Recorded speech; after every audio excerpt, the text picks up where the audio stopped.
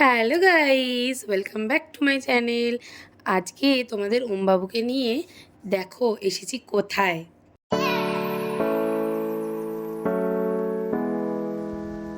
জায়গাটা আর কোথাও না, জায়গাটা হচ্ছে আমাদের গ্রামে।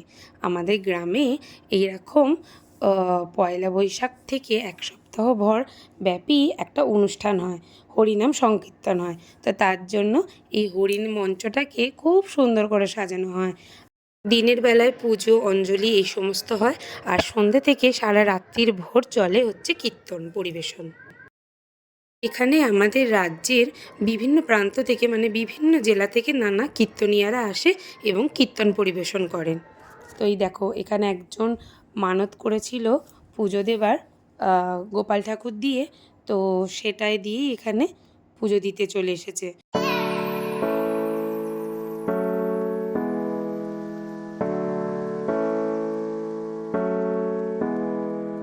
আর এইটা হচ্ছে রাত্রিবেলার আমাদের এখানের উৎসবটা। ওমবাবু দেখো না, এখানে গান হচ্ছে আর আলো দেখেই ও নাচতে শুরু করে দিয়েছে রাস্তার মধ্যে। আর তারপরে এইটা সন্ধেবেলায় ওকে নিয়ে গিয়েছিলাম, ও এখন ওর ঠাম্মি দিদির কোলে বসে গান শুনছে। ওখানে গিয়ে ও আর নাচানাচি করেনি, সবার সামনে মনে হয় লজ্জা পায়। তো যাই হোক, এখানে দেখো কত মানুষ এসেছে।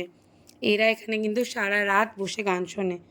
আর আমি যদিও বেশিক্ষণ থাকতে পারিনি, কেন কি না ওম কিছুক্ষণ বাদেই কান্নাকাটি শুরু করে দিয়েছিল। তো যার জন্য আমি ওকে নিয়ে আবার বাড়িতে চলে গেলাম। আর তখন আমার শাশুড়ি মা এখানে বসে বেশ কিছুক্ষণ গান শুনলো। আর উনি তো রাত্রিরেও জেগে এখানে গান শোনেন। আর এই সময়ের আরেকটা স্পেশালিটি কী বলো তো, এই সময় না আমাদের এখানে নিরামিষ রান্না হয় পুরো এলাকা জুড়ে। আর এই সময় প্রত্যেকের বাড়িতে অনেক কুটুমও আসে, তো তাদেরকেও কিন্তু নিরামিষ রান্নাই পরিবেশন করা হয়। হরিনামের শেষ দিন এখানে বাতাসা হরিণ ওঠা হয়, মেয়েরা দণ্ডি কাটে। তো তোমাদের মধ্যে এরকম কেউ আছো যাদের গ্রামে এরকম হয়? কমেন্টে জানিও।